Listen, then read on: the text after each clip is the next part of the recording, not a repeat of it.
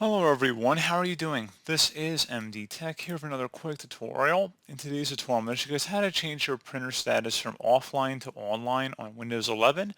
This tutorial will apply for Epson, Brother, Canon, Xerox, printers, scanners, and other devices. Anything that consumes ink, basically, whether it be black or colored ink.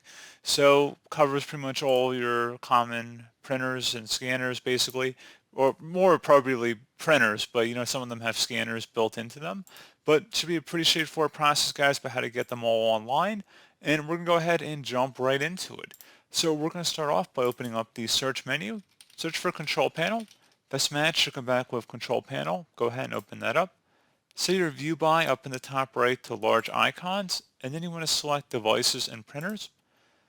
Go ahead and select the printer you're having the problem with. So in my case, it's a Brother printer, but like I said, it might be Canon, Epson, HP, Dell, pretty much any kind of main manufacturer of printers and accessories.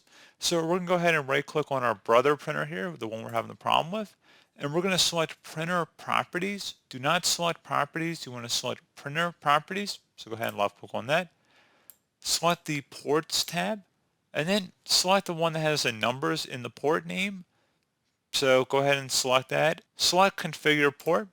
Where it says SNMP status enabled, you want to uncheck that and then select OK.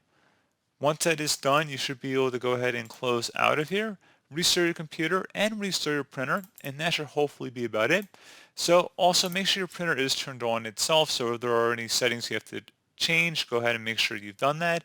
Also make sure your printer, if it's a wireless printer, that you've plugged in your Wi-Fi credentials into it so that everything can sync up. But pretty much what I just showed in the control panel and the devices and printers, hopefully that should have been able to resolve the problem.